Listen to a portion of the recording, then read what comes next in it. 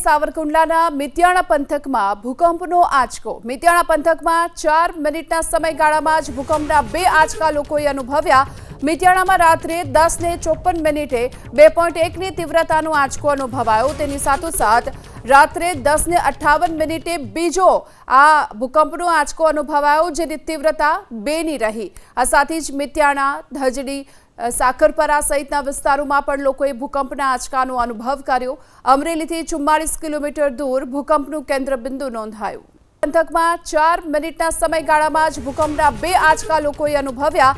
મિત્યાણામાં રાત્રે 10:54 2.1ની તીવ્રતાનો આંચકો અનુભવાયો। તેની સાથોસાથ રાત્રે 10:58 બીજો આ ભૂકંપનો આંચકો અનુભવાયો, જેની તીવ્રતા 2ની રહી। આ સાથે જ મિત્યાણા, ધજડી, સાકરપરા સહિતના વિસ્તારોમાં પણ લોકોએ ભૂકંપના આંચકાનો અનુભવ કર્યો। અમરેલીથી 44 કિલોમીટર દૂર ભૂકંપનું કેન્દ્રબિંદુ નોંધાયું।